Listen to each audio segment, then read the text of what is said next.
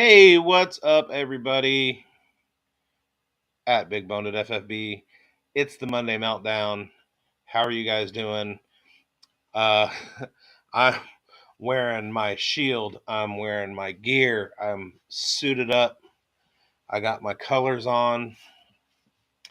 It's Raiders Monday Night Football. Let me tell you a little story. Back in the day, the Raiders were the premier organization in the NFL. It's a long time ago, but you can see from the gray in my beard that I was alive for it, and yeah. So anyway, there was a point that died somewhere in the early to mid '90s where the Raiders had the best Monday Night Football record in the NFL. So every time the Raiders played on Monday Night Football, it was a shit show for the other team, a bloodbath. Um, Times have been rough. A couple years ago, we got Baltimore first game of the season and a big comeback win. I remember Derek Carr hitting Zay Jones like across the middle, driving him down the field for the game-winning score. I was over at my buddy Art's house. What up, Art? Speaking of Art, I'm gonna send him a text. This is what you get when you live stream. You get lots of pauses and dead air and stuff like that. And yeah, so um, things aren't the same anymore. But till I die, Raider Nation for life. And we have the kickoff. Jordan Love's coming out on the field. Aaron Jones isn't playing tonight. It's pretty sad for my fantasy teams.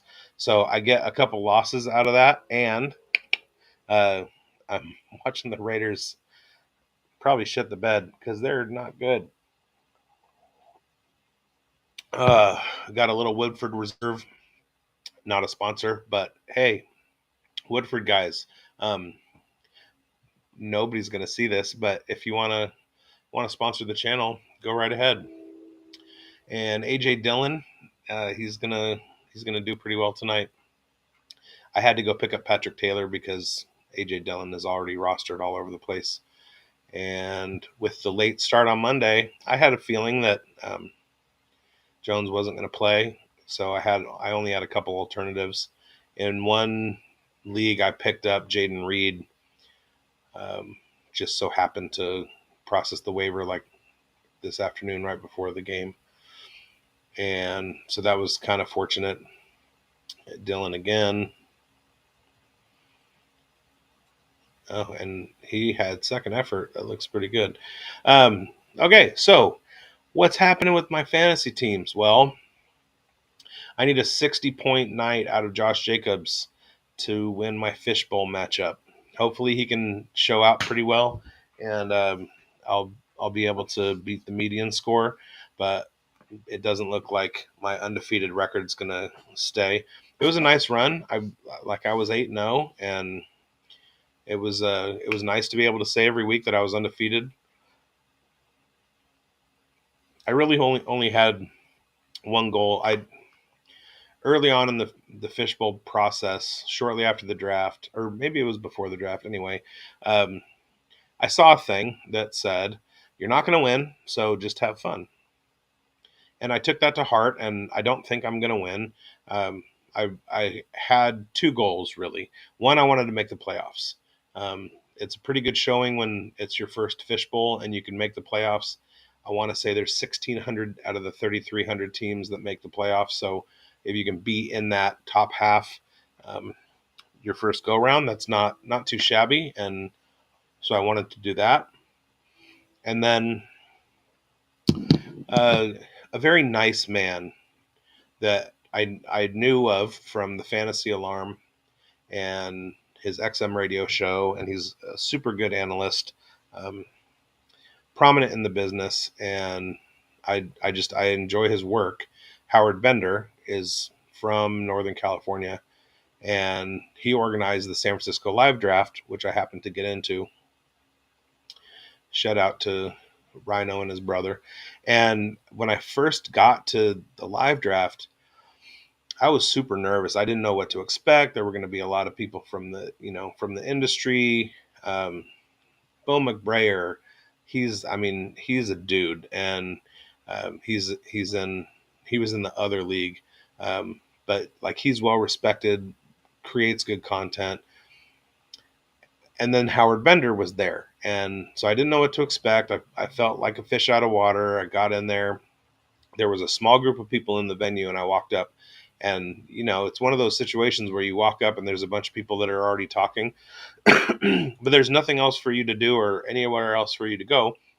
So you just walk up to that group awkwardly, and then you stop and you stand amongst them, and you don't say anything because, like, you haven't been there for the last 10 minutes. So how are you going to inject yourself into the conversation?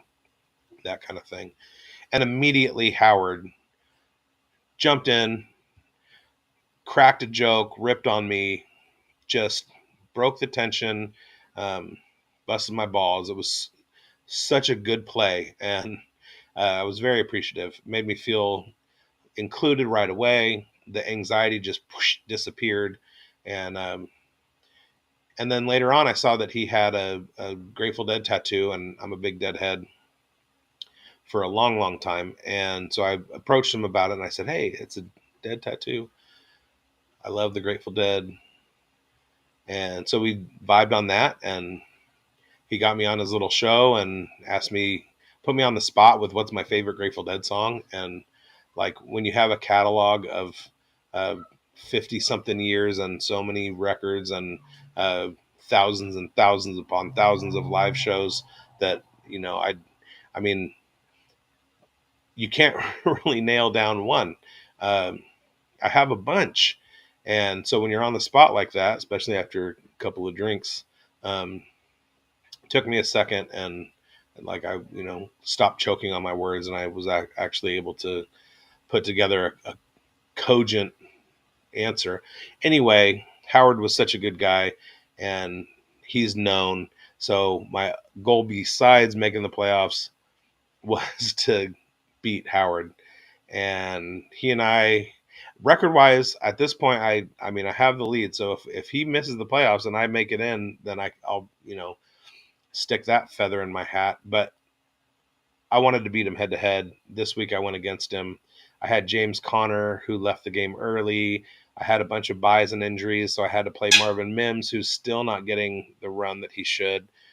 So he didn't do much for me. I had Brees Hall, so that was good. Lamar laid an egg, and so I just happened to have just a shitty ass week. And I think Howard had the best week that he's had so far, which wasn't ideal for me. And so I come into tonight with a like 60-point deficit to make up, which basically I have to take Jacob's performance last week, which was, huge, and add 20 points onto that. And I don't know if I'm going to be able to do that. So at this point, the Packers are controlling the game flow. We're almost 5 minutes into the game, and they're still driving. I guess it's fourth down now. They're going to punt. They just went deep. Oh no, they're going to try and draw the Raiders offside.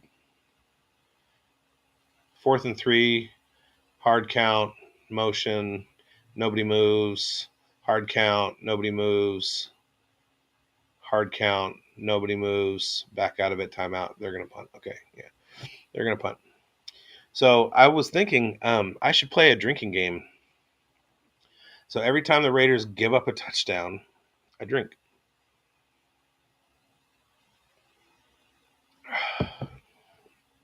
They didn't give up a touchdown, but I don't have to limit myself to the only times that they give up a touchdown. I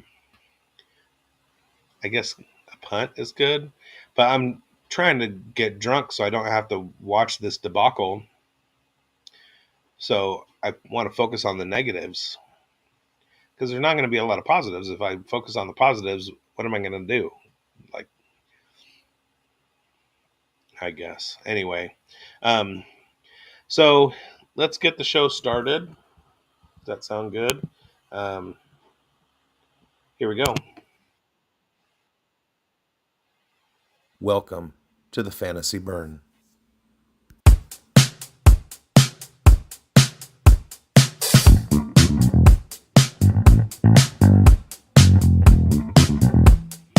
And it did it to me again.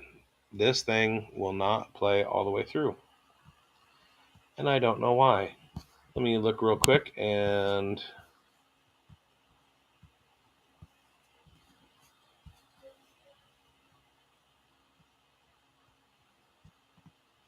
there's literally nobody watching. So let's try it again. Welcome to the Fantasy Burn.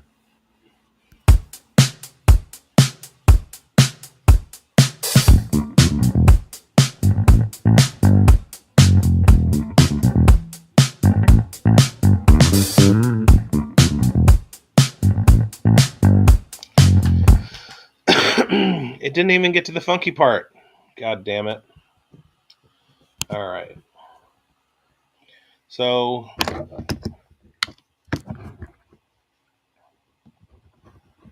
let's hop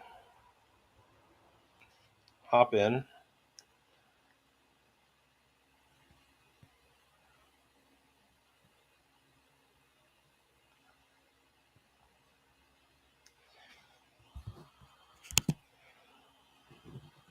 And what we already knew.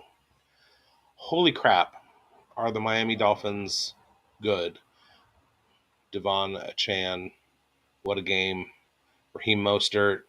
I mean, for one team to be able to handle two top 10 running backs, that's pretty remarkable. And Mike McDaniel knows what he's doing. So it's pretty nice to see. Yeah, and we knew that. We knew that the Buffalo Bills were good. On Dynasty Pros in the starts and sits, I said go ahead and sit every quarterback that plays against the Bills. And Trevor Lawrence did all right. I don't think he had a showout game. Oh my God, who did Garoppolo just throw the ball to? Is that Michael Mayer or Austin Hooper? Neither of them have gotten any run this year, so I don't recognize them by their numbers. Also, I didn't need that. I need 30 carries from Jacobs.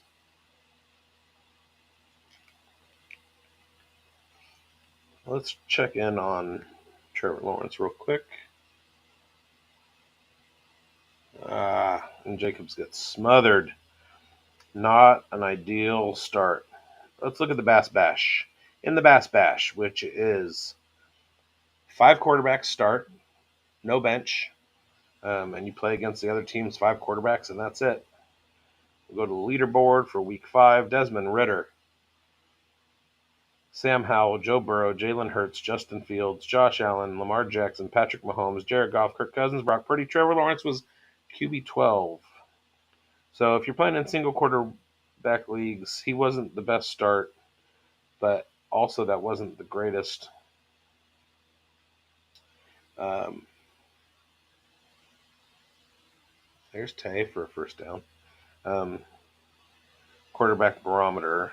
Let's go to a 4-point league, and we'll just take a look at this. So Justin Fields was QB1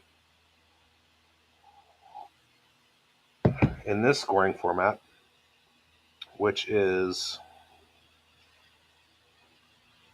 25 yards, 1 point, -2 for interceptions, 4 points for passing touchdowns, and 2 for 2-point conversions. So pretty standard.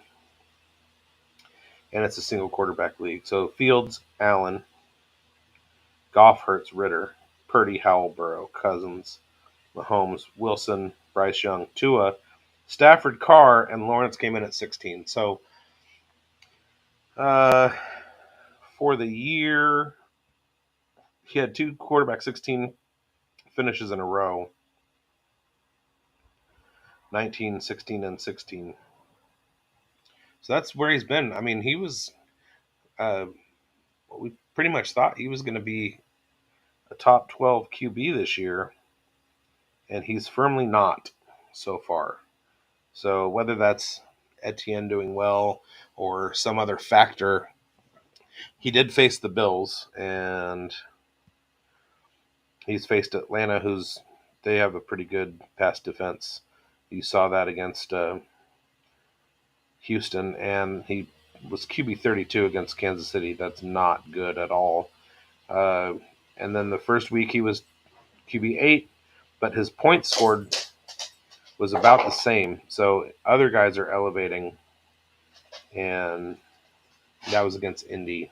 So Indy is a good matchup for him. Next week he has Indy again, which is kind of funny. Two matchups in the first 6 weeks. They get Indy out of the way. And so I had said to sit Trevor Lawrence, and we kind of knew that, and he wasn't. He was in the Superflex conversation, but not ideal, especially given his draft capital. What other things that we knew about?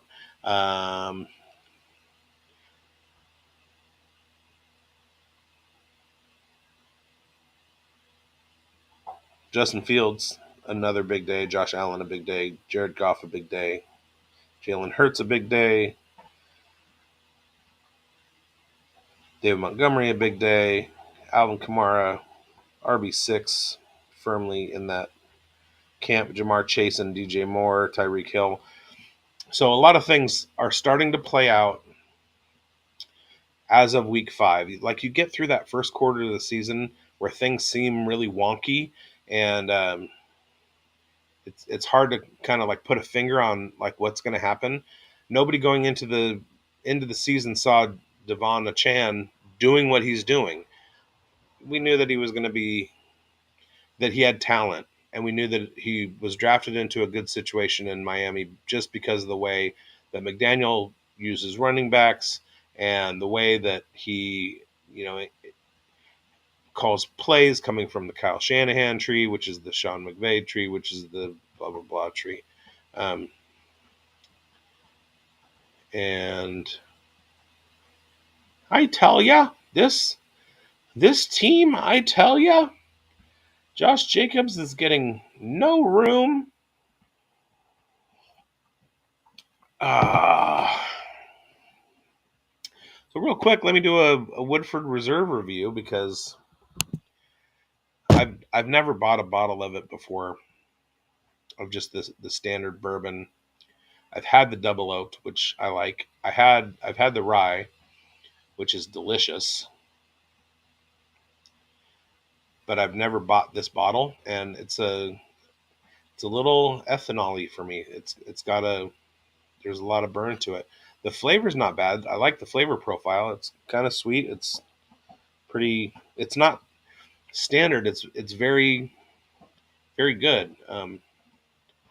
But there's that ethanol, a lot of the ethanol vapor. And it's got good legs. So, it's a high quality spirit.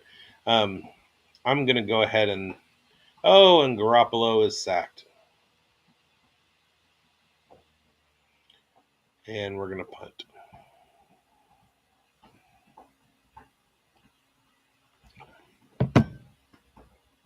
Let's have a little teaching lesson real quick. So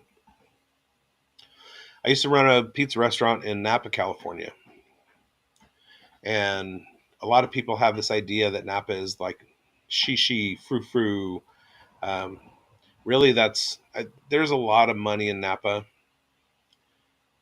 And there's a small town just north of Napa, about 10 minutes away, called Yountville. And Yountville is where all of the major chefs have their restaurants. Thomas Keller's French Laundry is there, and he's got another restaurant there. Morimoto had one. I mean, they're just people in the industry, high-end restaurant industry. Yountville is basically a destination. And funny enough, one of the first few nights that I was working in the Napa store, I got a call one night from a restaurant called Ad Hoc, which is Thomas Keller has the French Laundry, which is super fine white tablecloth dining. You know, you're dropping $250 for dinner without drinks. So it's usually like $400 a person. It's elevated cuisine, the finest on the planet, 3 Michelin stars, blah blah blah. Keller is a wizard, and he has another restaurant that's home style food. So where he'll come up with these incredible uh, molecular gastronomy dishes for the French Laundry. He'll do something at Ad Hoc like um, grilled pork ribs, right? And that place is a little bit more affordable. I have the Ad Hoc cookbook, and it's stuff that I can make at home without having to have chemicals and machines and stuff like that. Which um, it's more like what a normal person would do. And so I've been able to go to Ad Hoc. Well, one of the first few nights that I was in Napa, running the Napa pizza restaurant, I got a call from the staff of Ad Hoc, and they were having a party for one of their guys that was leaving, and they wanted to get a bunch of pizzas and have them delivered up there. So because of the drive up, it's a premium. We had to charge more, but they offered to trade food.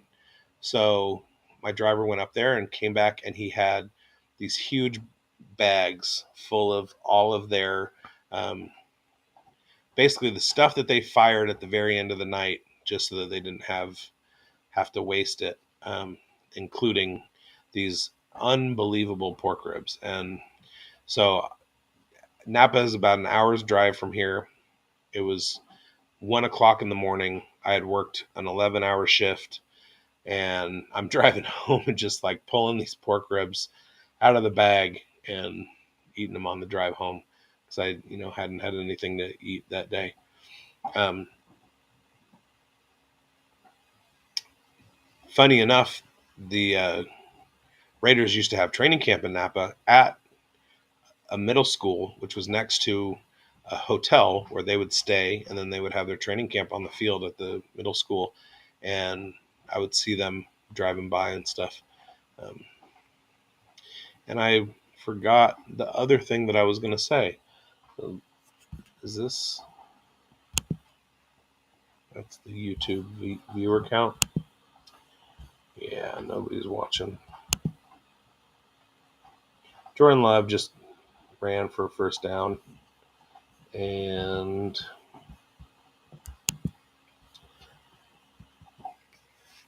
things are going pretty bad.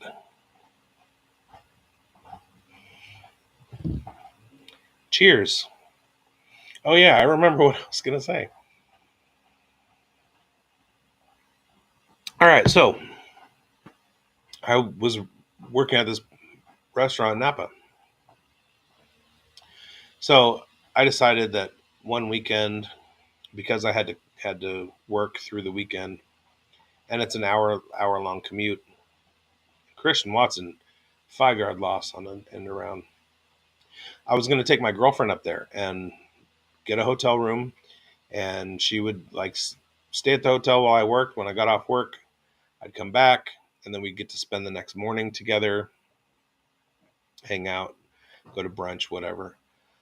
So we drive up there, we get the hotel room, I work, get back to the hotel, go to sleep. We wake up the next day and get to go out and stuff. So we go to this market, and at the market, there's the Napa Distillery has a shop, and they make different spirits and stuff, cordials, and here you go, Jaden Reed. Um, they do they source bourbon and then barrel it, make blends, stuff like that. It's pretty good stuff. It's very expensive, but it's very good, and they have a good subscription service and stuff. But they want to get you in, so at their little booth area at this market, excuse me, they do a tasting, and So they teach you this technique for tasting booze, which I'm going to share with you. And Jordan Love bounces one off Crosby's feet, and it looks like it's a grounding. So the thing about ethanol is that as it evaporates and turns into a gas, and ethanol is the alcohol, it can't ever be pure because it evaporates. At its purest form, it's a gas or something. But if you have liquid ethanol, I think the purest that you can have it at is 98%. It has to be in some kind of solution, usually water. And because it evaporates, it also reacts with oxygen. So when you drink liquor, when you drink alcohol and it's evaporating, it reacts with the oxygen, and that's what creates the burn. Well, if you don't want the burn, the main thing that you have to do is eliminate the oxygen. And where is the oxygen? The oxygen is in your nasal passages, down into your mouth, and a little bit into your throat. So to maximize the flavor of the liquid that you're drinking, you want to eliminate as much ethanol as you can so that it doesn't react with the oxygen. And that is great. Anders and Daniel Carlson, the Legatron boys, going at it tonight, and Anders is up. I've been a huge Daniel Carlson proponent for the last few years, and he hasn't disappointed. But there's something about the level of this Raiders team that I had a feeling, and I've moved totally away from him in all of my leagues. It only took me about a week or two in the ones that I drafted to get that feeling and make it go away. But I've picked up Anders Carlson, and he's actually had a better year so far, fantasy point wise, than Daniel. So good on him. Rookie out of Auburn. And so at this Napa distillery, they would teach you how to maximize the flavor of the spirits that they were drinking.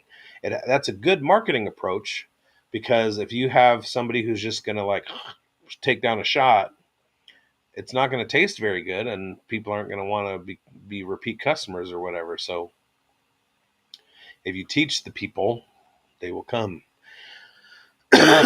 So my girlfriend and I were doing a tasting, and at the time, I've become a pretty huge gin fan, but at the time I wasn't really drinking a lot of gin, and they would pour into a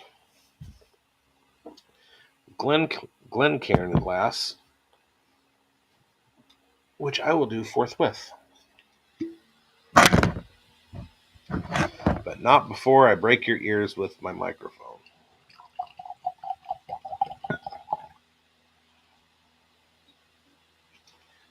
Some people call me the Space Cowboy. Some people call me I was about to say two-fister of love, but that just sounds incorrect. Okay. So they would pour it into a Glencairn glass, and I've seen some people who call themselves bourbon sommeliers. I'm not going to call them out because I love their YouTube channels, but I see a lot of people swirling, and with really nice spirits, you don't want to swirl. So you want to get the nose, and you want to get the nose away from your face. And then you want to move closer.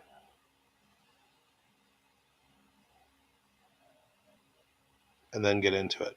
So you're getting different levels of what is evaporating out of the glass.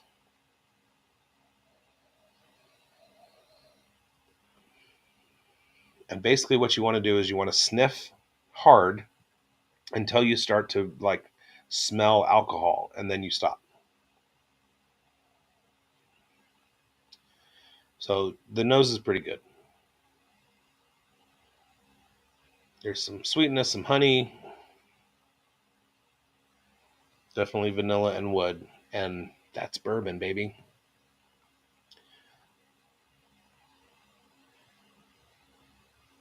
So 87 just caught another pass from Garoppolo, and it is Mayer. Okay, I think, because that was Foster's number before. But then when he got up, his nameplate was totally obscured. Okay, back to the lecture at hand. So you get the nose, and when you get the nose, you start getting the flavors all into your face. And then what you want to do is you want to inhale all the way to the top of your breath where you can't take in anything more.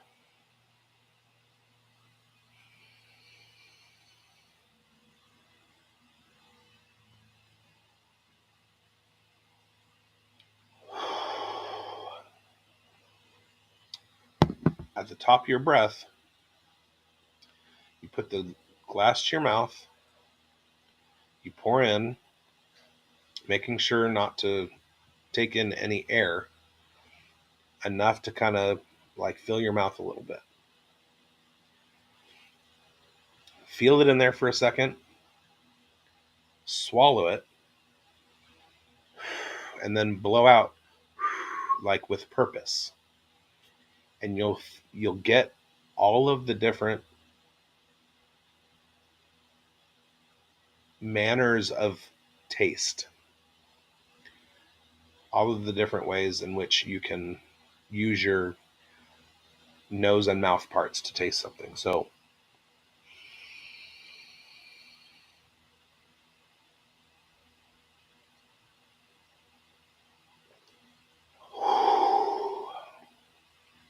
and it's delicious, and there's not a lot of burn. So what they did at the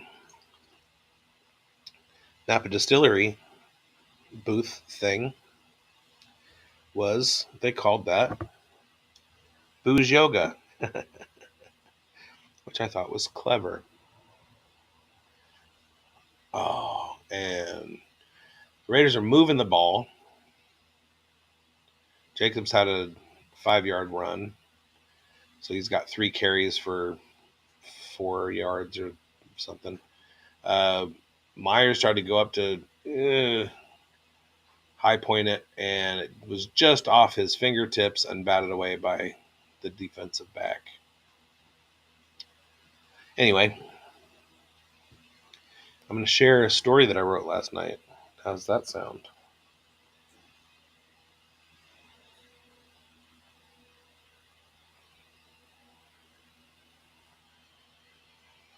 And Jimmy sacked. All right.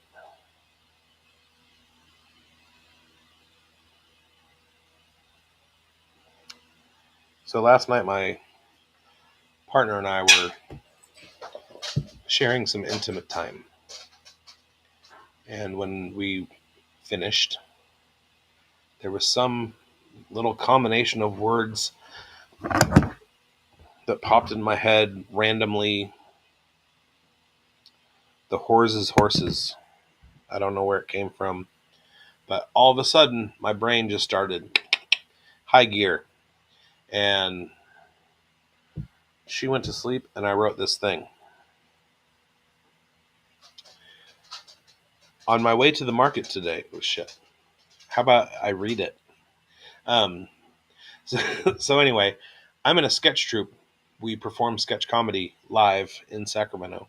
And we have about 4 sessions a year. Every 3 months, we'll like write some new sketches, rehearse them, memorize them, get out on stage and perform them. And it's super fun. It's basically like amateur Saturday Night Live. It's great. So a while back, I started writing sketches, I've written screenplays. I write fantasy. You can find my content on my Substack.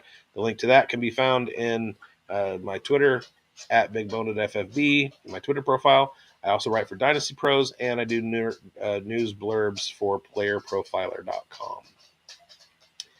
But I knew that, and I'm the only one watching. All right, so I started writing sketches. I've had a couple that were picked up. The first one was a mansplaining waiter at a French restaurant who mispronounced all the French words, and the woman, the wife who had grown up in France, kept correcting him, and it was pretty funny, very subversive play.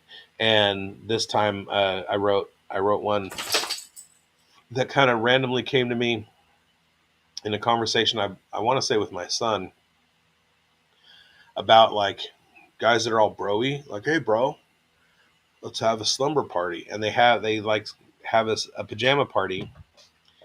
And so I started writing the pajama party, and then it came to me, turn that into a murder mystery. And so they're going to do things like do each other's hair. But when they do each other's hair, like one of the bros is a stylist. He grabs his clippers, he plugs his clippers in, and the power goes out. And then when the power comes back on, one of them is bloody dead on the floor. And then somebody makes popcorn, and when they plug in the popcorn maker, lights go out, somebody dies. So every time they do something, somebody dies. Anyway, it's a fun sketch, and we're gonna start rehearsal. The sketch got picked up on this for this session, and it's gonna we're gonna start rehearsals for it on Friday. Anyway, I talked to one of the producers about doing short videos to play between the sketches instead of music. So I've written a bunch of those. And because I've written a bunch of those, getting ready to film those on Saturday, after I wrote this, I thought what would be cool is if I not animated with moving drawings, but if I animated it like with plates. So I would have like a frame. And so like in this story that I'm about to read, there's horses. And so I'd say I came across a horse, and then I would show like a drawing of a horse head, and then another, and then one would pop in, and then another. So none of the pictures are actually moving, but they change as the narration goes. So it'd be like this is like the narration of the video that I'm going to do. All right, so on my way to the market one day, my car broke down on a county road. I was making my way back to town when I came across a beautiful meadow. That meadow was adjacent to a barn and a house. I figured I could get some help at the house, so I began down the lane. Two things caught my wandering eye in the moment: a horse in the meadow, and a sign above the porch of the house. The sign read, Doris's Brothel. The horse in the meadow was shortly joined by another, and then another, and another. There were 4 horses. Hoping to be autonomous so as not to require assistance, I wondered if I could possibly buy one of the horses, and that would help me on my way. But I didn't know to whom the horses belonged. I decided to inquire within the brothel. Upon entrance, I was greeted by the whores. Not one to shame sex professionals, I say that because of the sign on the wall above the portraits. It read, Meet the Whores. The first greeted me, and I presented myself, after which I queried, Are those Doris's 4 horses? Miss Doris Morse's horses? No, said the whore. They're ours. Mystery solved. They were the whore's horses. Might I purchase one? You see, my car failed me, and I am currently bereft of horsepower. In fact, I have none. And one would be more than that. She looked like she agreed with my assessment, but she didn't address my questions, so I couldn't be certain. Dunno, I'll have to ask Horse. While I was left with the thought that horses can't talk, the whore disappeared. From away, I heard, Horse, come to the counter, and the whore reappeared. Shortly thereafter, a man appeared. He studied me and asked, Are you here for the horse? No, said I. I'm inquiring about the horses for horses. Is your name Horse? Asked I. No, said he. My name is Brian. My whores call me Horse. Of course, I returned. So you're a pimp. Well, began his response, I'm a lot of things. I'm a Brian, I'm a pimp, and I'm security. I belong to the force. That's unique, is it not? To be a pimp and a police? Not police. Doris Morris's security force. That cleared everything up. So the force is Doris Morris's, and you're the force's horse? And the whores are yours, and the horses are the horses. Yes, said Horse. You got it. Well, I began. My car broke down, and I need to get to the market. May I buy one of Doris Morris's horses? That's a good question, said Horse. We'll have to wait for Miss Doris. We'll know it's her when we see the Taurus. I laughed audibly. Doris Morris and the Taurus. Horse was also amused. That's all she's ever bought. She drove her first Taurus back when she was a florist. In the garage, she still has the Doris Morris florist Tauruses. Our smiles were painfully wide. We were laughing too hard to notice the Taurus drive up the lane. Out stepped Doris Morris. Tall and blonde, she had to be Norse. And to make a long story short, she offered me a florist Taurus, which I declined as I wanted a horse. She agreed to a sale, and I rode away on one of Norse Doris Morris's horses,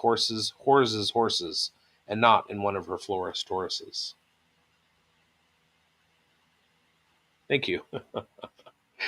Appreciate you. Proud of that one.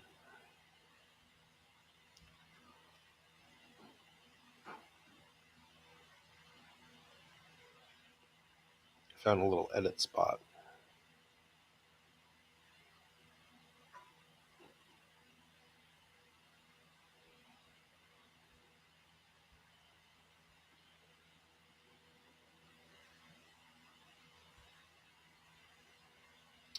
I don't like the word appeared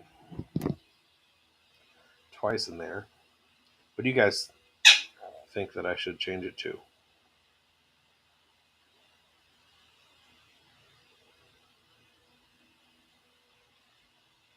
Oh, Jacobs. Oh, just short. God damn it. Give him the first down. Give me the point. Give me the point.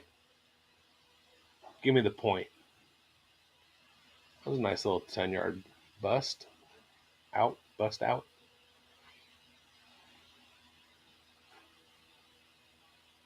It's 3-0 here well, I'm not in Las Vegas, but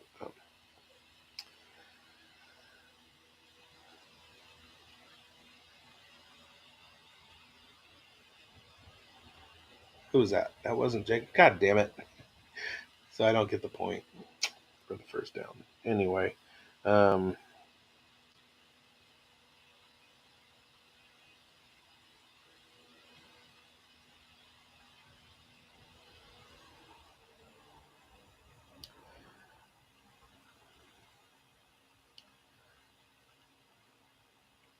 let's call Horse a large man.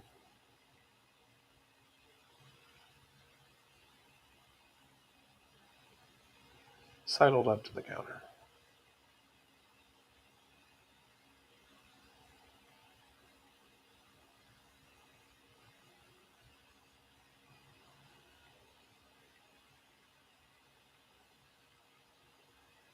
He studied me and asked, Are you here for my horse?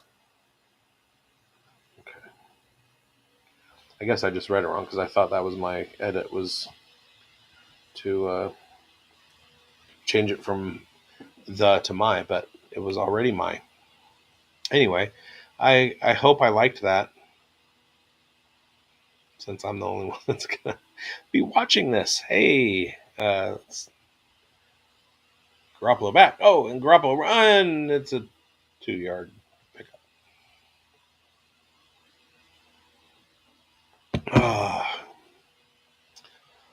So I'm going to be honest. I haven't had real great success with this channel. Not getting a lot of eyes. I think I've had 2 viewers for each of my Monday live streams, and those are probably the 2 guests that have hopped in with me.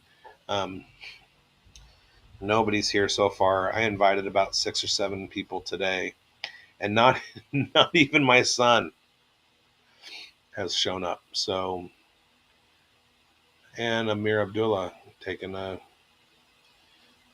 Amir Abdullah, you're an asshole. Oh no, sorry, that's a different segment. Okay, should we start the show? I think we should start the show. Welcome to the Fantasy Burn. Didn't work. Awesome. Okay, so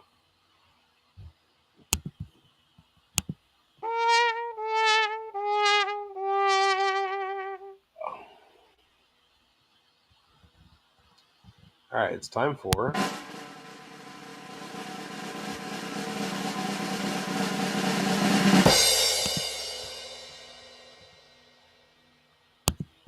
what the fuck.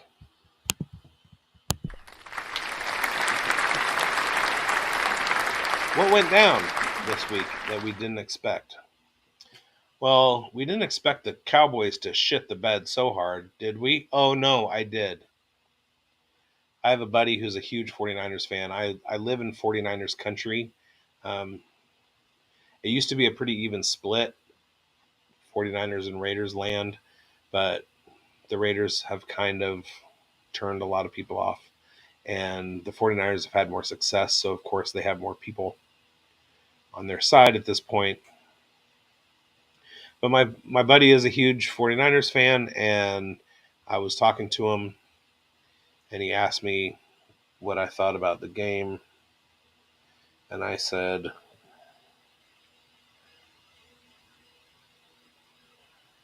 the 49ers are going to kick the shit out of the Cowboys.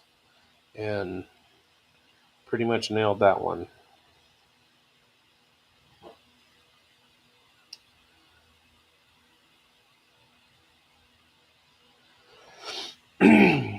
And yeah, so the Cowboys shit the bed. I mean, and to be honest, I said that the Niners were going to kick their asses, but I didn't expect it to be as bad as it was. The Cowboys didn't put up a fight at all. And what else? The Texans, they'd been rolling right along, and the Falcons came out with a win. It's kind of crazy because a lot of people have been down on Arthur Smith and his usage of Kyle Pitts. And don't look now, but the Falcons aren't terrible. You can see that they have constructed their team based on their defense, and that's all fine and dandy. I mean, you can have the Miami Dolphins offense and, blow first 5 weeks records out of the water, but it's always been a league where defense and ball control and taking care of the ball win games. So, like, if you are running the ball successfully with 3 basically capable running backs like Bijan and Algier and Cordarrelle Patterson, and you have a quarterback who's capable of doing just enough. I mean, it's not like Ritter's going to be blown away fantasy leagues, but I mean, what does he have to do? He has to move the ball. His job is not to create fantasy points for me. His job is to move the ball down the field. And if that means throwing little dump off passes or missing Kyle Pitts for an entire game and they win, he's still doing his job. So, yes, Kyle Pitts has an incredible athletic profile. Yes, Kyle Pitts set a record for receiving yards by a rookie tight end. Those things are true. But Arthur Smith's job is also not to get the ball to Kyle Pitts or to construct a way to do that unless it helps the team win. And if the team is winning and Kyle Pitts is not getting the ball, then that's not Arthur Smith's job, nor is it Desmond Ritter's job. It's nobody's job if they win. And they won. They won in a low-scoring game, and Kyle Pitts happened to have a career day in targets. So, you know, um, a bunch of people anyway have been lamenting the fact that Kyle Pitts is not used a whole lot. Same as me and Marvin Mims. The difference is that Marvin Mims' metrics look like they could help the Broncos win some games. And so, anyway, I kind of saw it coming. And when I say I saw it coming, I had seen statistical breakdowns of the Falcons' performance against passing teams. So I was kind of skeptical about, Nico this week and CJ Stroud and all that stuff. But I didn't expect that to happen. I expected them to do enough. And so that's a what the fuck. Other things that we didn't expect. Somehow I didn't expect Anthony Richardson to get hurt again, even though I kind of did. I didn't expect the Washington Commanders to have as big a game as they did. Having that Logan Thomas and Sam Howell stack in my home league was pretty fortuitous. In my home dynasty league, I wound up with the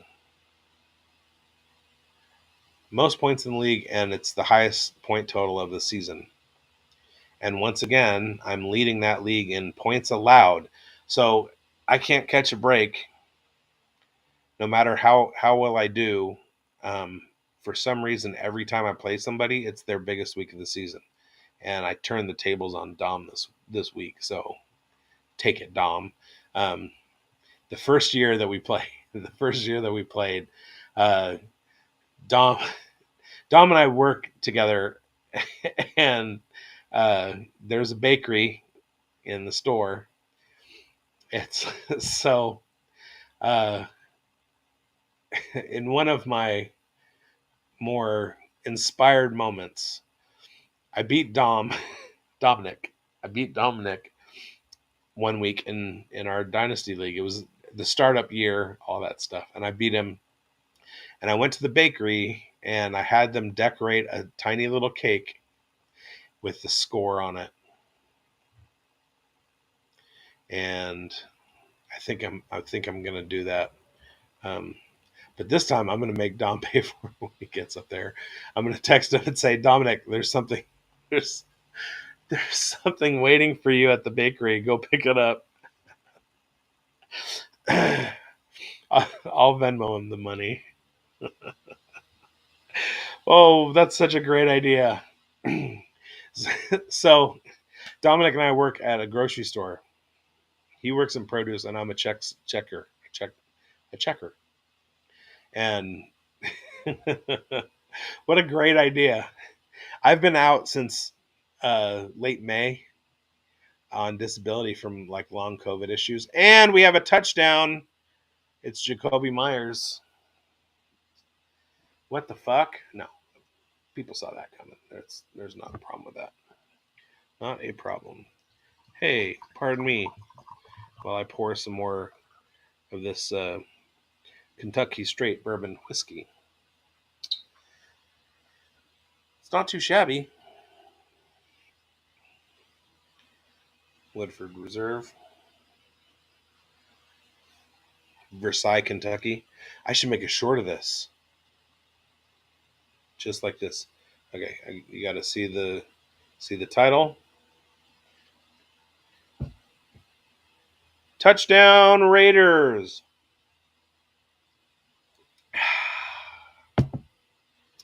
I'll turn that into a short. Maybe get some sponsorship. You want to see that? Have I just drank half a bottle of whiskey? No, part of it's in my glass.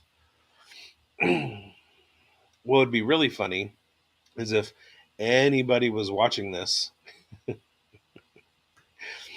and really it just was watching me drink a bottle of whiskey in 2 hours. That would be hilarious. And I did get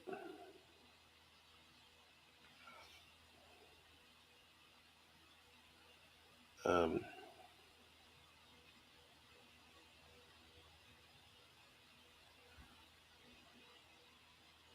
Trey Tucker had one carry and he's already out. That's fantastic. What a waste of a fucking draft pick. Anyway,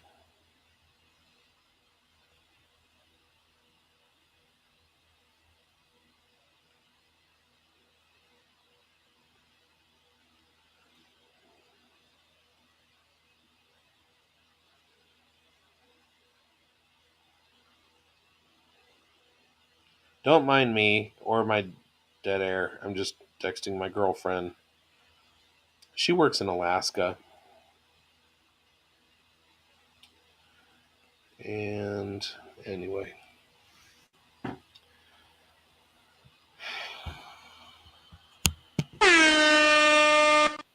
That's it for what the fuck.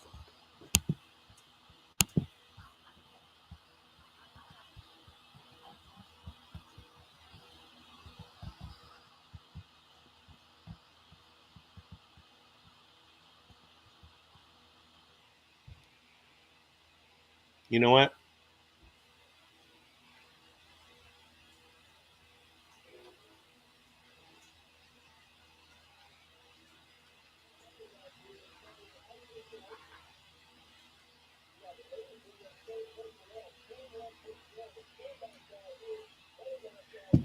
I want to watch the Mannings.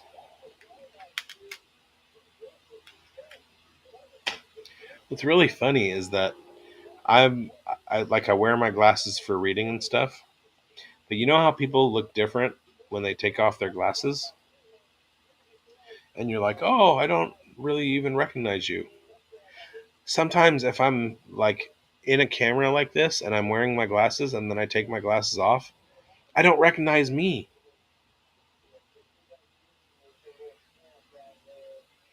I don't know if you guys can hear that.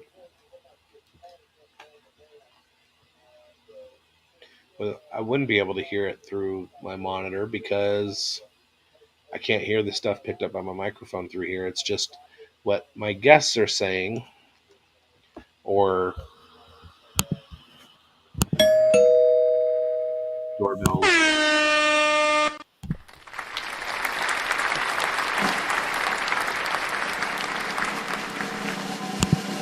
drum rolls,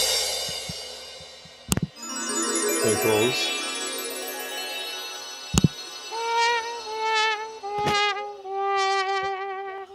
So that's something that I learned today because I was trying to test all my audio equipment. I did make a pretty big change.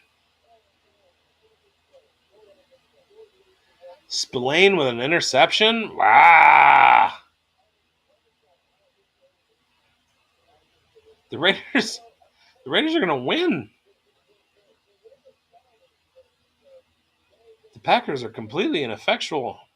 The Raiders just got a turnover on defense. It's first and goal. Let's go, Josh Jacobs. Robert Spillane, which was, oh, Jordan.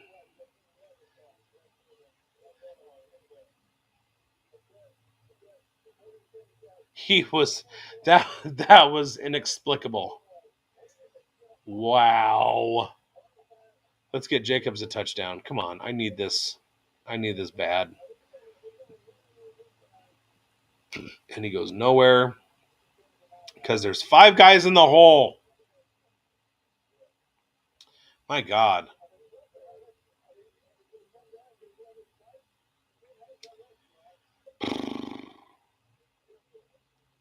Anyway, the Robert Spillane signing in the offseason, I mocked it.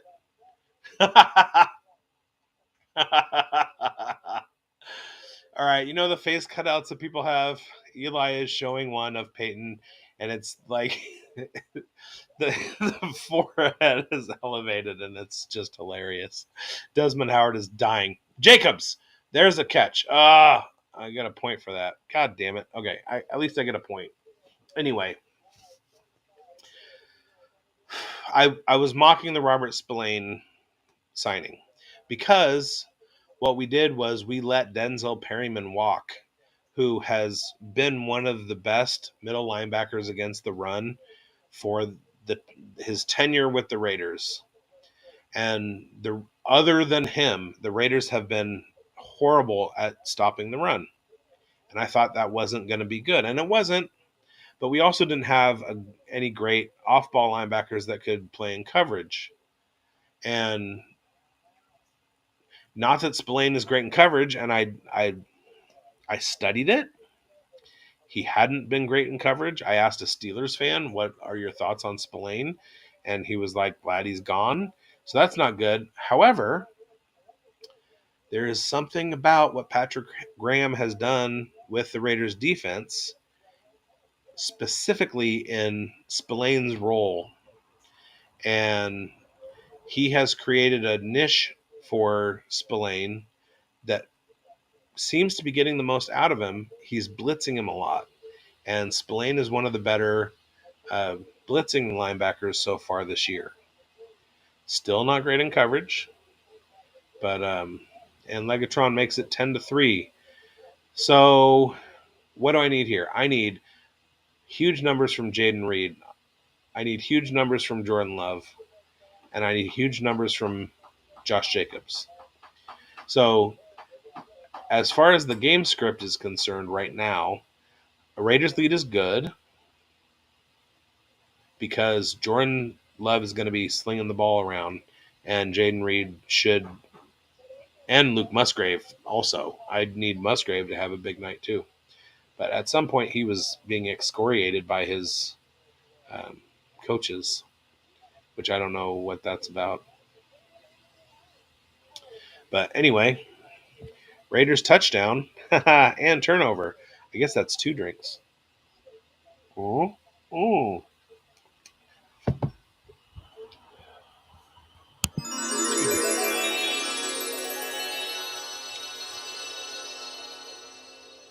I don't know. Have you guys seen the Equalizer movies? Denzel Washington. Now again, and you can tell by the gray in my beard. Puppies.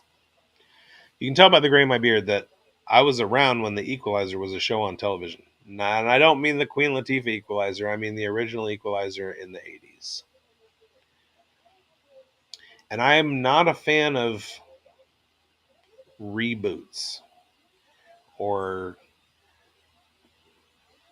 post hoc takes on media.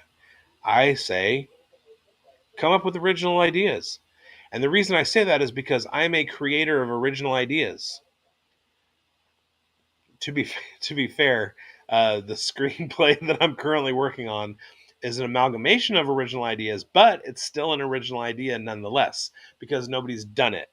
Although they have done it, but they've done it in the way that Quentin Tarantino's movies had been done before. So here's the thing. I'm currently writing a screenplay for my buddy who's an actor, and in my brain, he plays the lead. For those of you who have played Red Dead Redemption 2, you will recognize part of the plotline.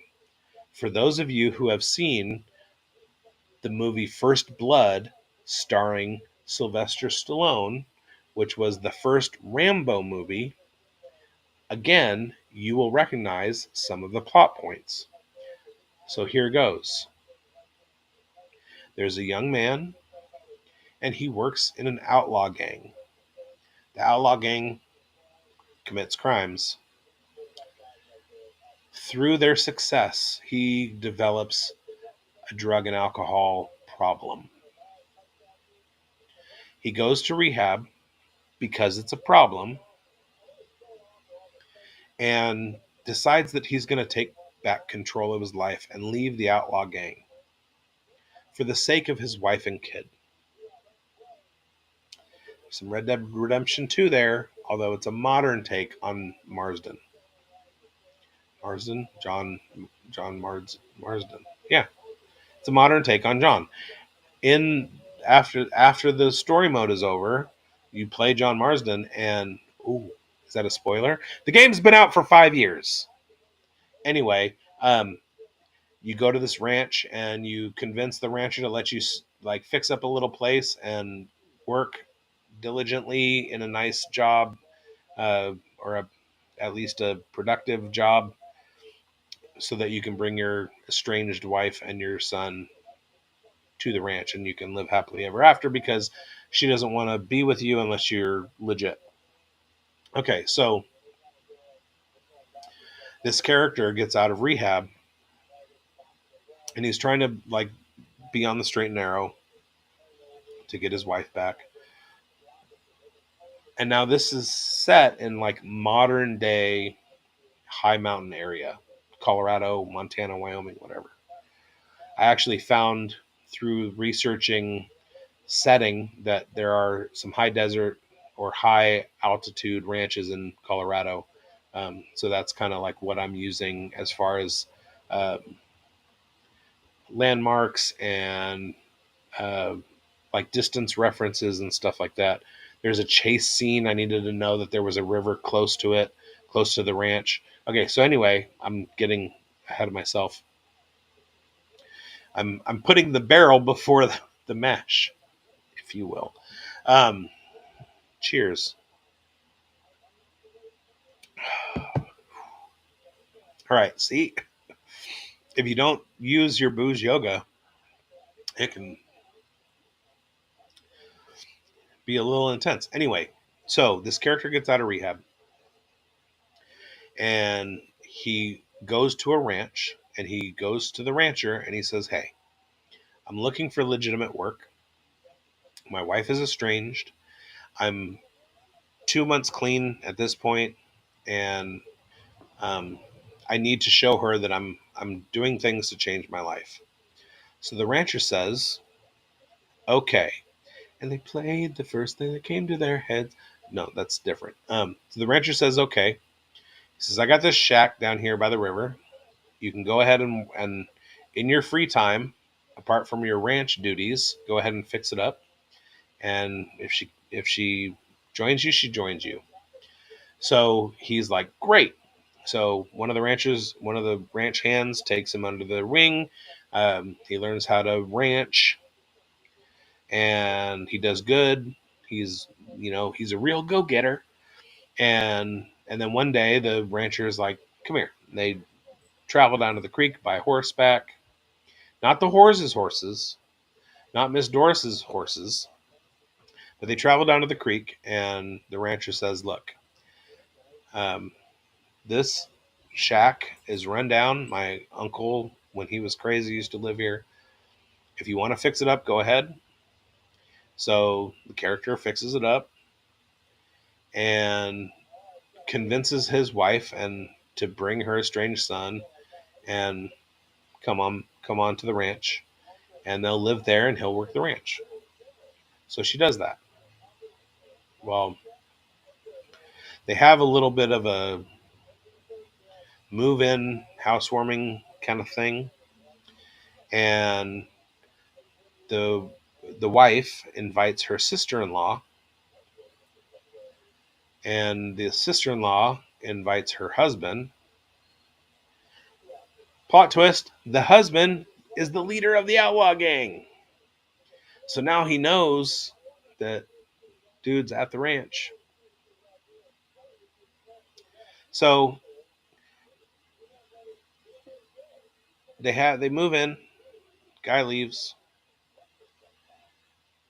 Maybe it's a birthday party. I forget. Birthday party. And the guy leaves, and he's like, "What the fuck?" to his wife. Like, I've been trying to get away from these guys. Why would you bring them here? And she's like, "I just asked my sister. I didn't know she would bring him." And he's like, "Fuck." Now he knows where we are.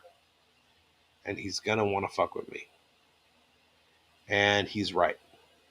So one night, boom, here comes the outlaw gang. They raid the ranch. They murder the rancher. Our hero jumps into the fray. All of this is like RDR2. He's shot up. He's broken but unbowed. And he jumps on a horse and he rides away. His wife's been kidnapped now. The rancher who was so kind to him is kidnapped or is murdered. And his old outlaw gang takes over the ranch because now they're like in the Colorado high desert. Perfect hideout. Nobody's going to know. It's just a ranch. So eventually he's chased down, leaves his horse, and jumps into the river and floats down the river straight out of First Blood. Now, he floats for a long time, but he passes out because of blood loss and blah, blah, blah, blah. And now at this point, he's like on the verge of death, but he's not quite there. Sheriff, deputy, or sheriff, whatever, pulls him out of the river because he sees him, and it's Jesse Plemons. And so Jesse Plemons is with him in the hospital, and it takes him a while to recover, and he finally comes out of it. And Plemons is like, "What's the deal, bro?" And he explains his story to Jesse Plemons. And Plemons is like, "I know that ranch. I've had dealings with the rancher, and now I'm very upset that all of this has transpired. And I'm going to help you. I'm going to help you get your family back." And so the two of them fucking gear up, and they go up to the ranch, and they have a firefight, take the ranch back, kill the outlaw gang, whatever. And it's just a good redemption story. And now this guy, he's learned enough. He brings the ranch hands back, and let's just say the ranch hand has become the rancher. Anyway, so I'm writing that. That's my screenplay. And I shouldn't have said that. Copyright. So today's I've made a huge mistake. Wait. All right, so so I'm declaring here on October 9th that if anybody happens to see this, and I'll know based on the YouTube count, if anybody has seen this,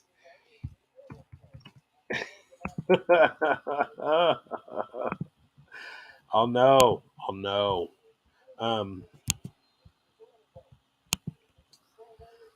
If anybody has seen this, then I'm copywriting this idea right now. You can't write this story because I am writing the story. It's my original idea, October 9th, 2023.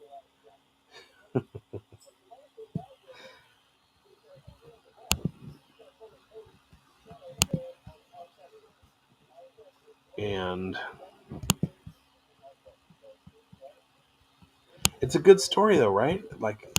It's like that would be a compelling movie. I would want to watch that movie, especially being as big of a Red Dead Redemption 2 fan as I am. I'm actually in the middle of my second replay of it right now. Although I'm still at Horseshoe Overlook, and I'm just taking my time. I'm just hunting and whatnot. So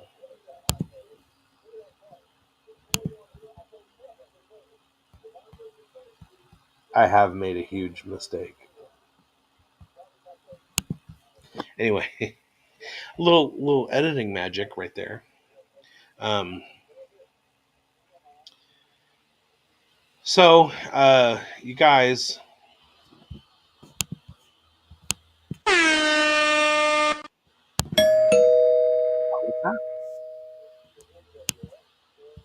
is it time for a new segment?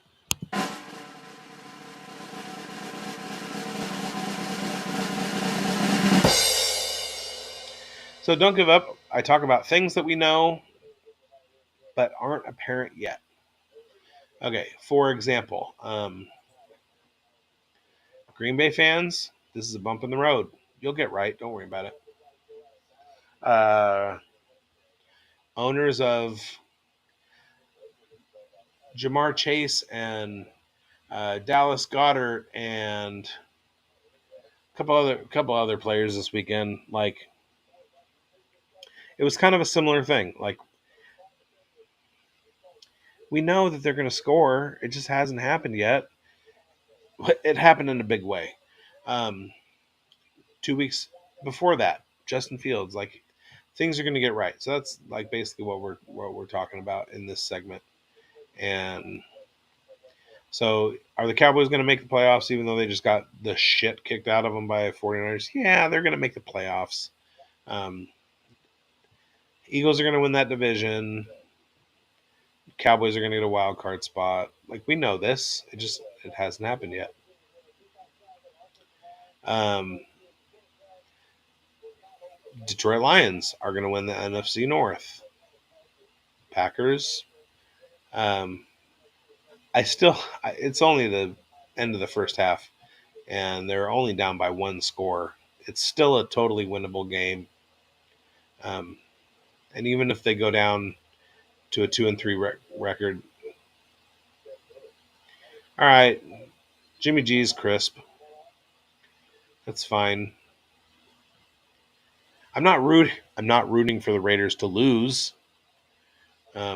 Savage. Darnell Savage is hurt. He's hobbling off. I like to say Savage because I speak French. I parlez-vous français, and Savage is definitely a French word. So I prefer to pronounce French words with their French pronunciation, like Bourbon.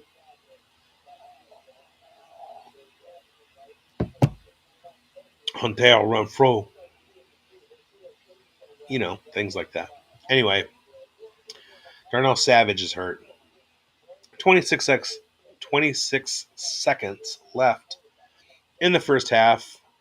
Garoppolo takes the snap. They're driving for field goal range. It's a quick, Hunter Renfro with a catch. Imagine that. Who knew? I swear to God, his Hunter Renfro's lack of usage to me is worse than Kyle Pitts. I said it. There, I said it.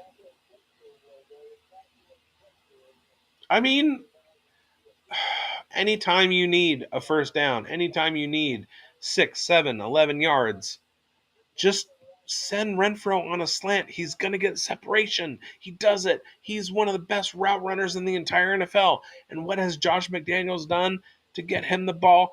Absolutely nothing. Timeout here, 15 seconds left, 3rd and 3. They're technically in field goal range for Carlson, although it would be long, but they're in Las Vegas, so they're indoors. If this was the frozen tundra of Lambeau Field, I wouldn't send them out there, but at this point I would.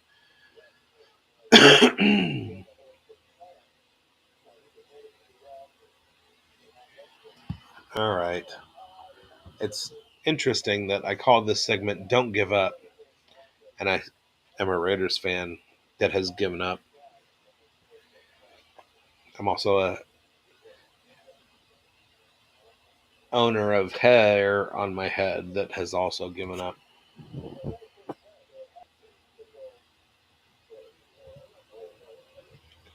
Is that better? Or is it better with the flag? I don't know.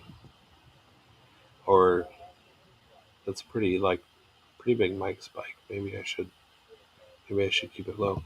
This mic is good, I think. I'm gonna have to totally rewatch this just so I can check the levels and stuff, because this is the first time that I've used my Zoom HX recorder to automatically do an audio interface, just because I wanted to clean up some of the audio, because I had originally been using the default microphone in my webcam, which is a pretty cheap webcam.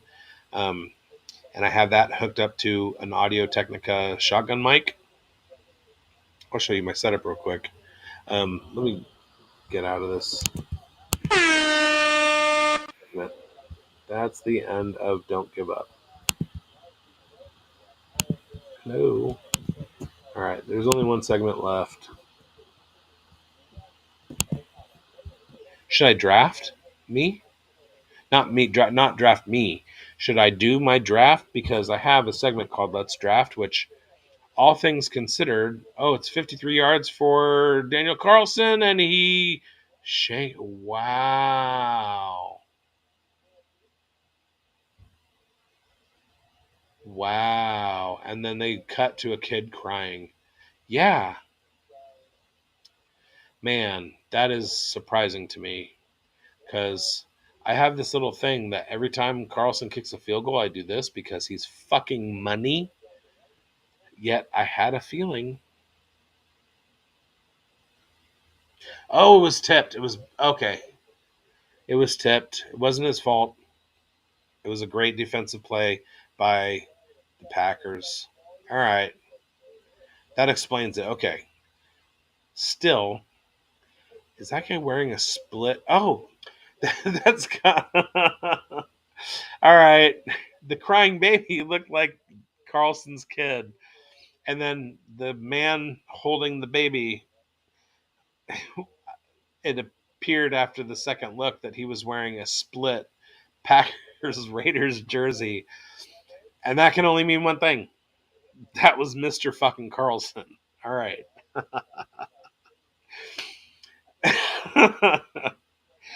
Sometimes I'm not the smartest dude. Anyway, I have a segment on the show called Let's Draft.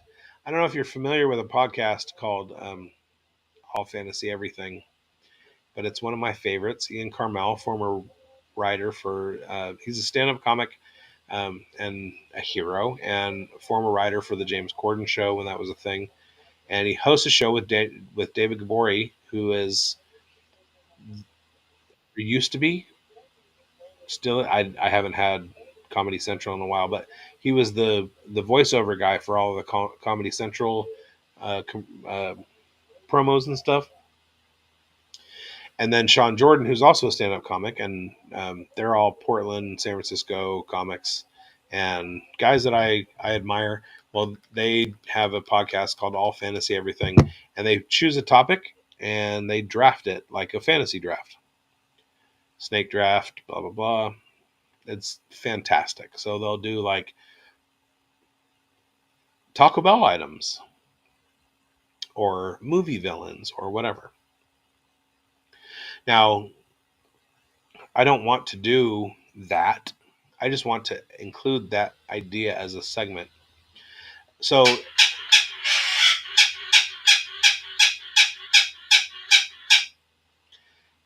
thank you, Frito. That's my bird, for interjecting. Frito likes it too. So for those of me who also watch my non-live stream podcast, The Fantasy Burn, on the Fantasy Burn channel, this being the Monday Meltdown live stream,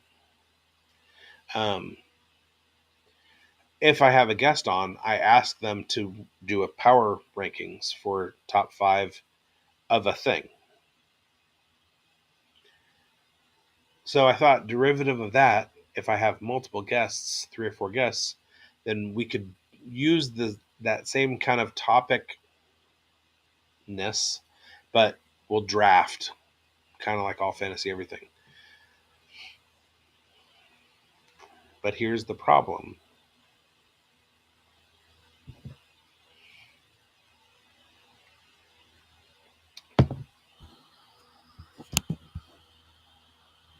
I haven't had a guest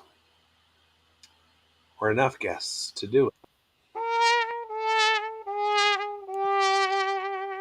So that's my idea, and I want to do it, but I I shouldn't do it by myself. Well, you know what? Actually, if I do it by myself, I'll just turn it into a power rankings. But with that,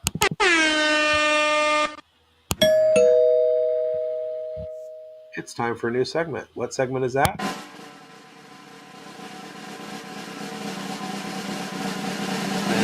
You're an asshole. All right. Frito, shut up. You're an asshole. My bird is an asshole.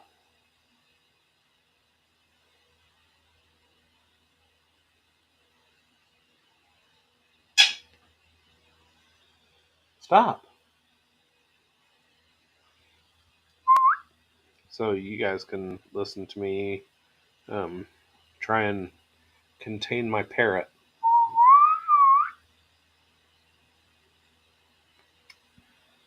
Here we go.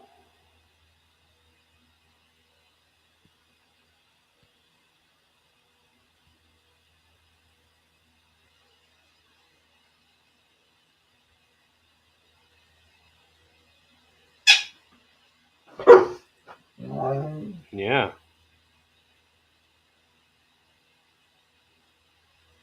Cavante Turpin. Dallas Cowboys wide receiver. The Cowboys scored one touchdown. Now, I had Tony Pollard in my sits. I knew that he wasn't going to do anything. But if the Cowboys were going to score a touchdown, don't you think that that owners of Tony Pollard wanted that touchdown to come from Tony Pollard? Don't you think the owners of CeeDee Lamb and Dak Prescott got it. Don't you think that the owners of CeeDee Lamb wanted CeeDee Lamb to get that touchdown? But he didn't because you did, Cavante Turpin. You're an asshole.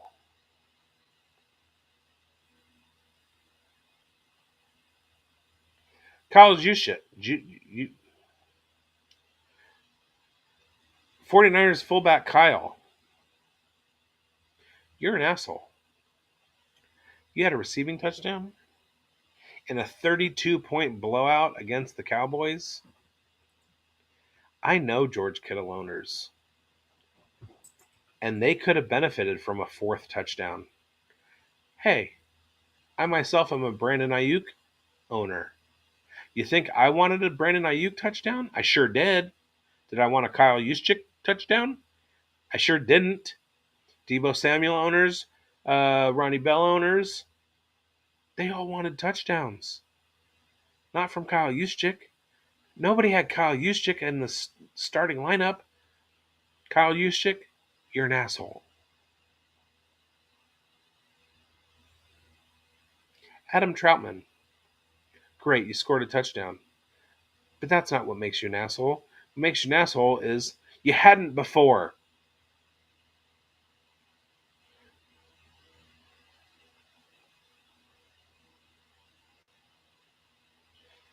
And for the asshole of the week,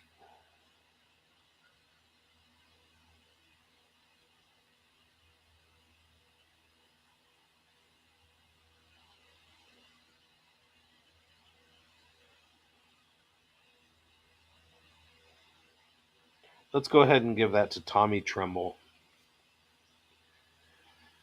So,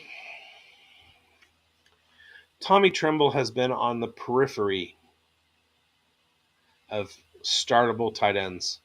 He has a spike week every once in a while, but it's once or twice a year. Tommy Tremble is not a viable fantasy tight end. The Carolina Panthers have a viable fantasy tight end. And guess what? He didn't get the touchdown receiving from Bryce Young this week. Tommy Tremble did. Tommy Tremble, nobody had you in their starting lineup. Nobody wanted you to get that receiving touchdown except for you and maybe your mom. which is why, Tommy Tremble, you are the Monday Meltdown asshole of the week.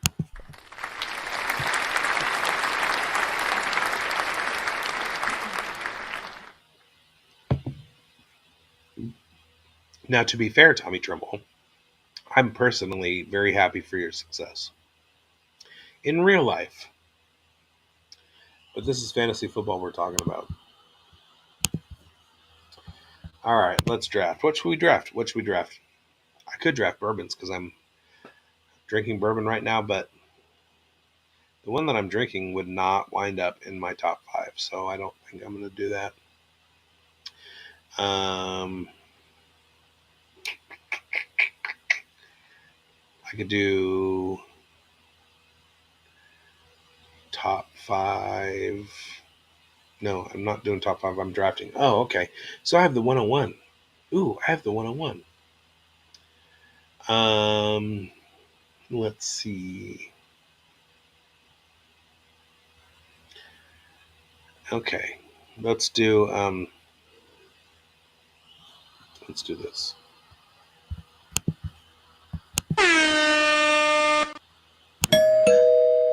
Oh, what's that? It's time for another segment. What segment is that?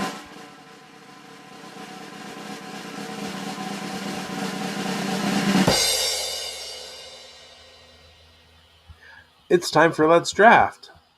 But I already put that into the banner that's scrolling. Anyways, it's time for Let's Draft. All right, I have the 101. So, my first thought was let me draft bourbons that I'm currently drinking. The first pick in the bourbons I'm currently drinking draft, I choose Woodford Reserve.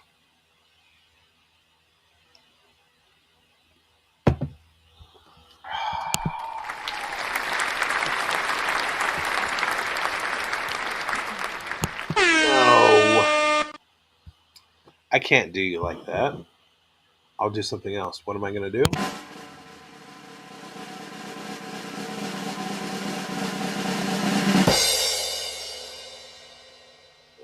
You got it. Best TV shows of all time. Why not? All right, so with the first pick in the best TV shows of all time draft, I, your host, Brendan Booth, whose writing can be found at Big Boned FFB on Twitter, Substack in Big Boned FFB Twitter's profile page, on dynastyprosfootball.com, and playerprofiler.com. Although there is no byline, you just have to search for AFC West players, and then if there's injury news, I'm the one that wrote that. Select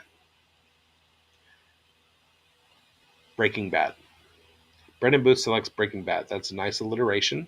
I don't choose that show because my name is 2Bs, and so is also Breaking Bad as well, additionally.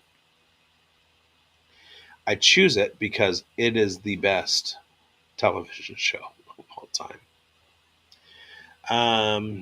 Yeah, there's nothing in the history of humanity in terms of art, in my opinion, that is as provocative as the television show Breaking Bad. I've never seen a film.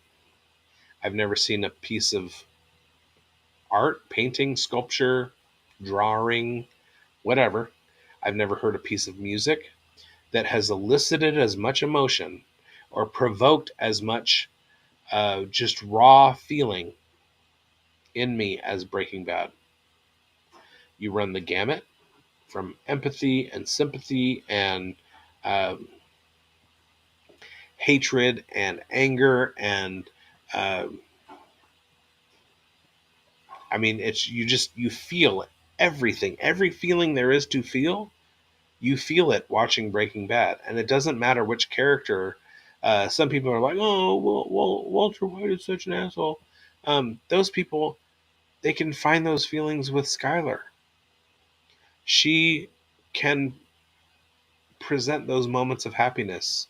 You can feel the empathy for her. You can sympathize with her. You can you can feel all those emotions. Hank, Marie, Jesse, all of them. And and if you love Walter White, you can with that too.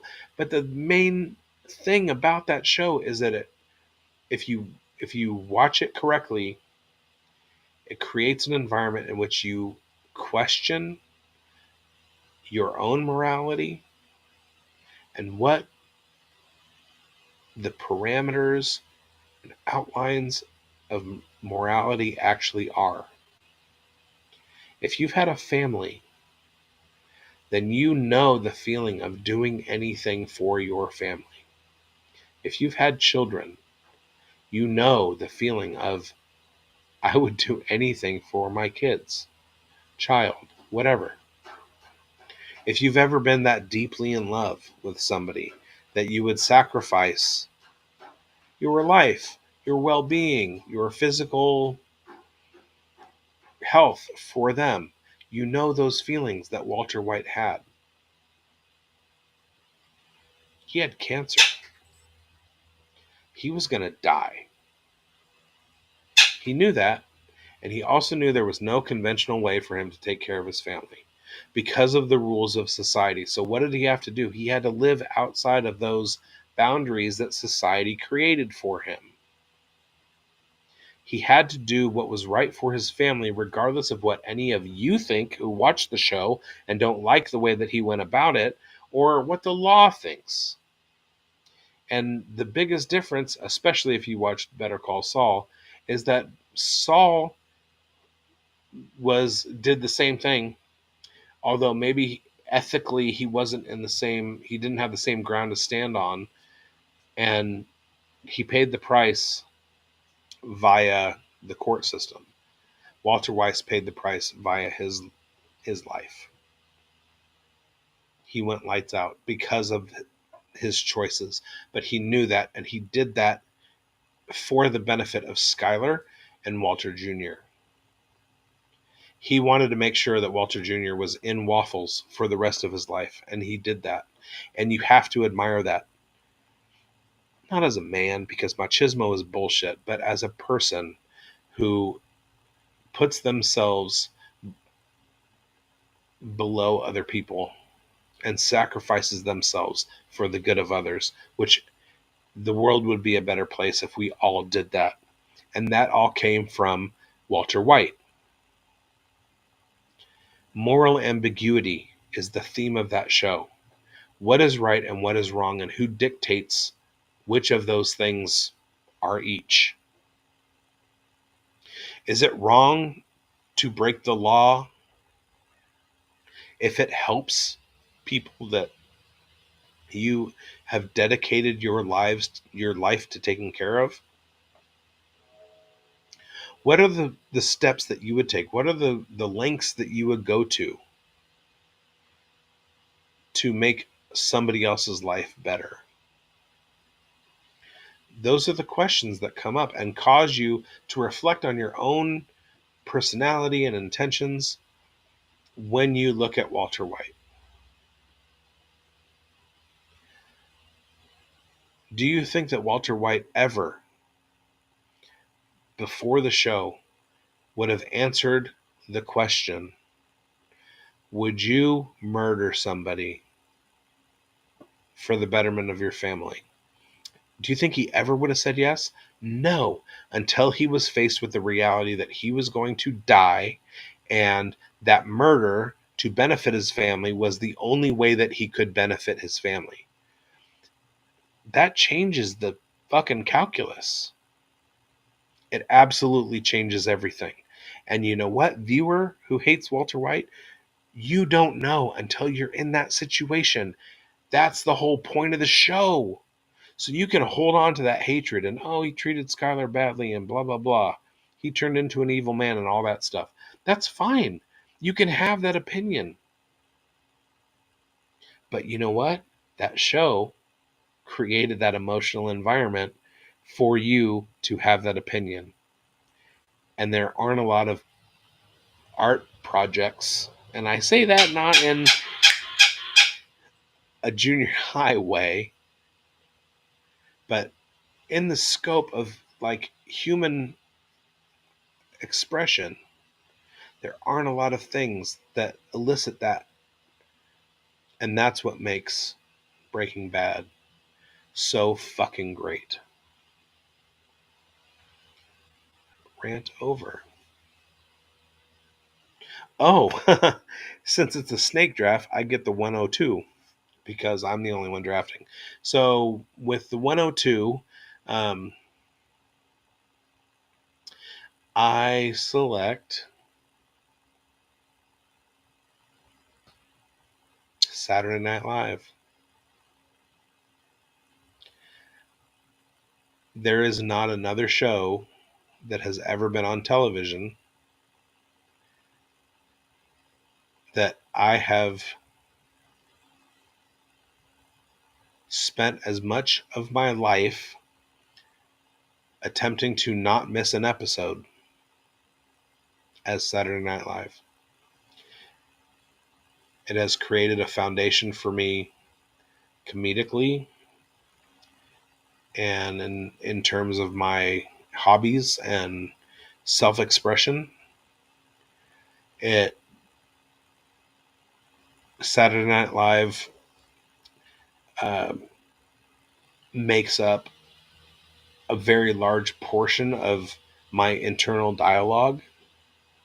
I think in Saturday Night Live quotes quite often. Um,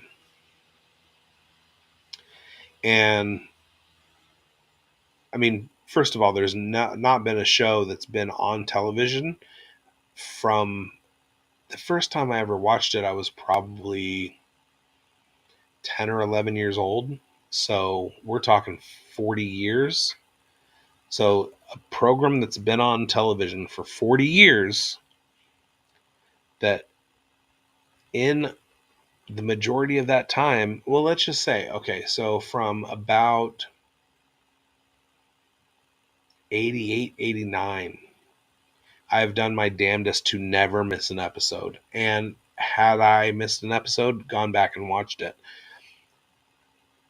That's 35 years. There's not another program that like has been that foundational for me.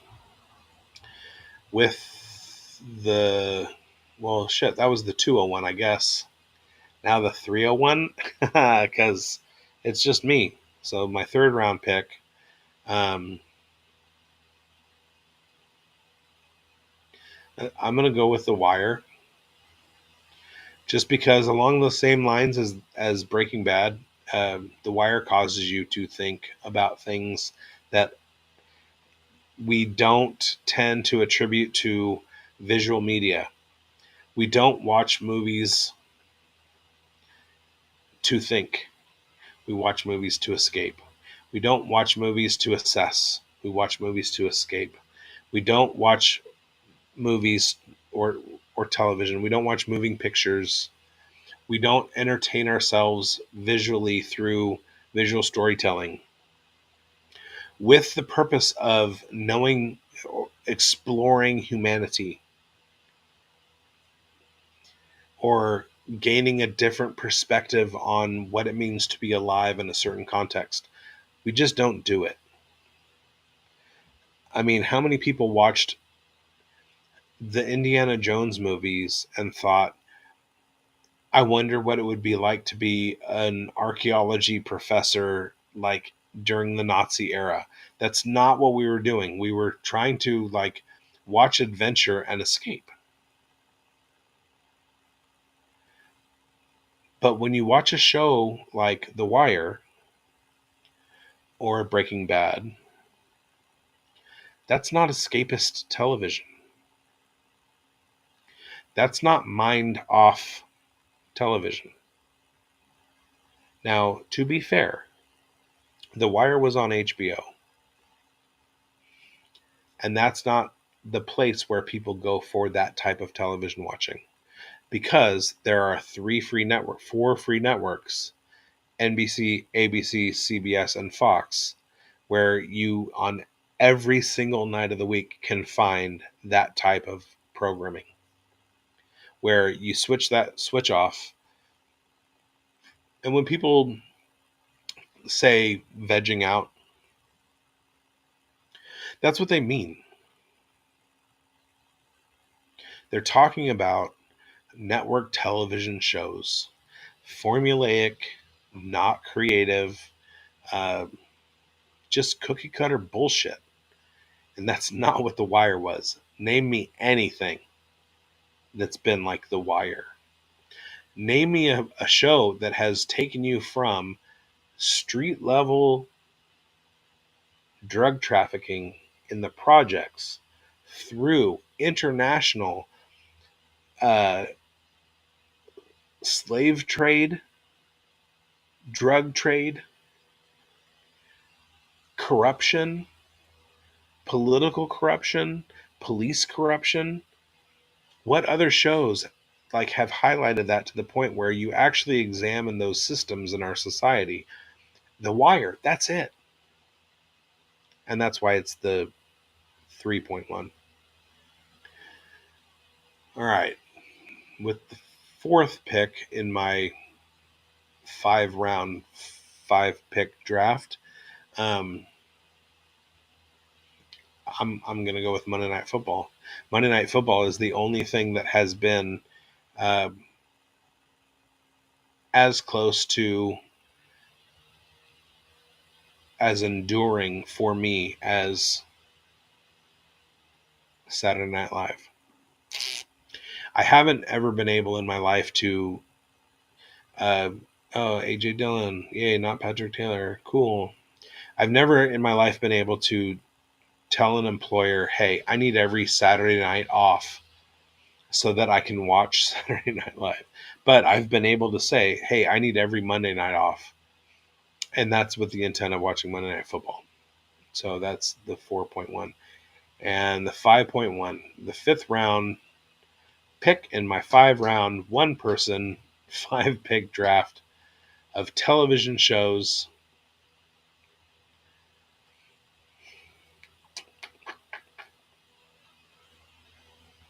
We're getting down to the nitty-gritty. You know what? I'm going to say the Max. All right. For those of you who aren't familiar, there's an artist, and his name is Sam Keith. And Sam Keith was the artist of the trade paperback Sandman, which was written by Neil Gaiman. Neil Gaiman wrote a whole bunch of fantastic nonfiction literature, and Sandman was one of his biggest graphic novel, trade paperback, comic, whatever you want to call it. Sam Keith was the artist. Sam Keith has done just about every comic book character. He's an incredible abstract-ish comic artist. And he had a title when upstarts that had formerly been employees with Marvel and DC decided to start their own comic book company, and he was given a title. And the title that he took on, he named the Max. And the Max is about a character who is enormous and strong and just a badass that kills these little creatures in what's called the outback. And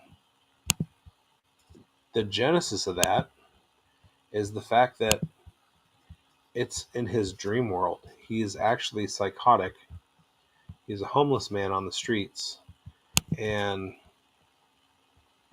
he has a social worker whose name is Julie, and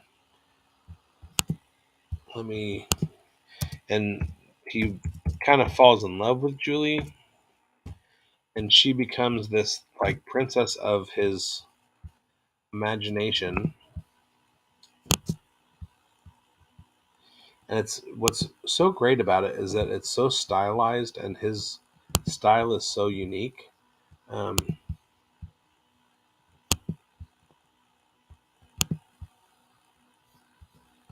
and it's a really ripping book.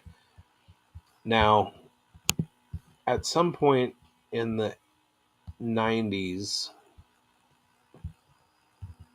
MTV decided to do like a bunch of animated shows, and they chose the Max. And at the time, it was my favorite, absolute favorite book.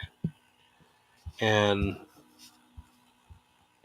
currently, I own every issue, but I didn't at the time.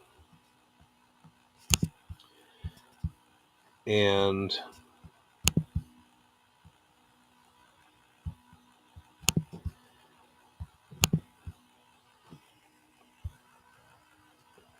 they made it into a TV show. Well, I watched that TV show way back when it was on, but I haven't seen it in a long time. And it is on Prime now, but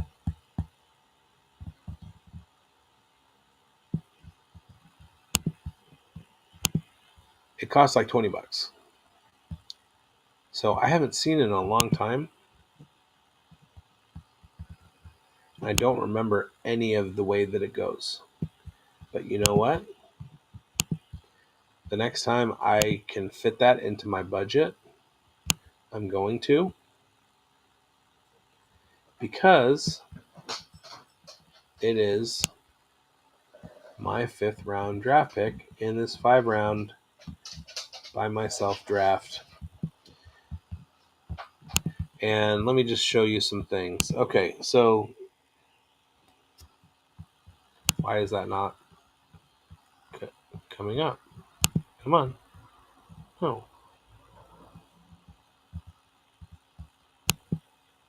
Okay, so the purple guy with the long hair, that's Max, or the Max. You'll see in the bottom right bottom right of the frame, that he's running away from all of those little dudes. They're trying to hurt him. All right, and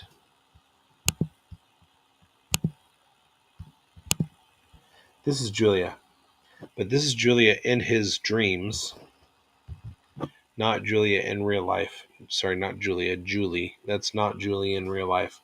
That's when he's in the outback and he's that purple guy in his dreams. That's what Julie turns into. This is another Sam Keith title. This book is really good. So, yeah. So Sam Keith has been able to draw The Dark Knight, Batman. And he and the Max were in the thing together. So you'll see, like, Max has these feathers, he's got huge hair, he's purple, he's got these huge teeth. And it's just a wonderful, wonderful story, wonderful book. Super, super good, and I will love it forever. And I will watch the show as soon as I get a chance. One more thing that I need to do to show you, and that is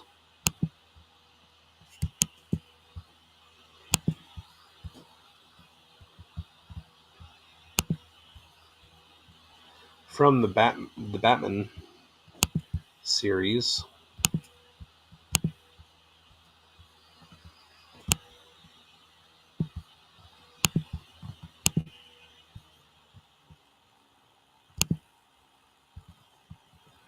And that's what Julie looks like in real life.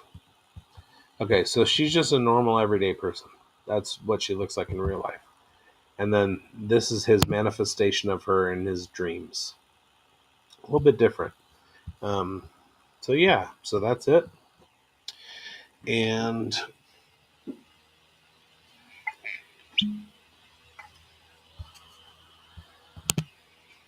I'm going to say goodnight to everybody.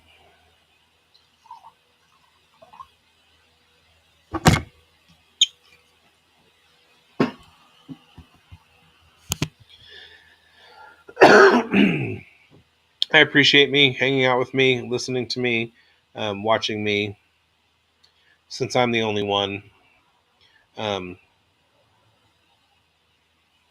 It's been great for me.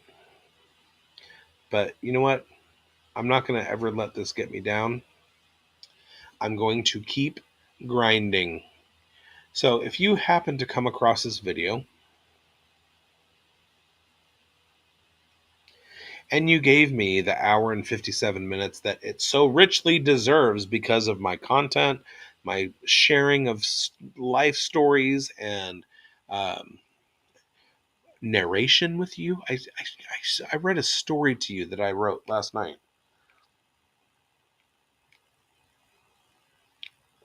I bared my soul to you. If you are somebody who has come across this, I appreciate the hour and 57 minutes of commitment that it's taken to watch this, because I have given that hour and 57 minutes, hour and 58 minutes now, to watching it. If you happen to come across this, please like the video. I don't care if this is years down the road. Like the video. Share it. Maybe somebody else will, gain something out of this. It's only 2 hours of your time if you watch it. Oh, a horse collar tackle that saved a touchdown, but yeah, Christian Watson got deep, and that's his spike for the year. Share it, please. Like it, share it. Hey, hit the notification button so that next time I do a video, which I should be recording one in the next couple days, and I'm going live on the Monday Meltdown next Monday anyway, you'll get a notification and you can watch me again, or watch me for the first time again, or watch whatever. Also comment, because the more interactions, the more engagements, the better that I do in the algorithm, and I appreciate it. So for now, I hope you win. I love you all. And my bird, Frito, my dog, Murdoch.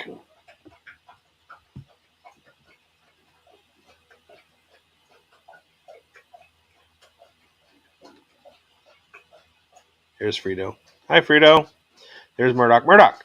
Hey. Hey. And I'll bid you adieu. It's 10-10. Tied, Packers, Raiders. Let's go, Raiders.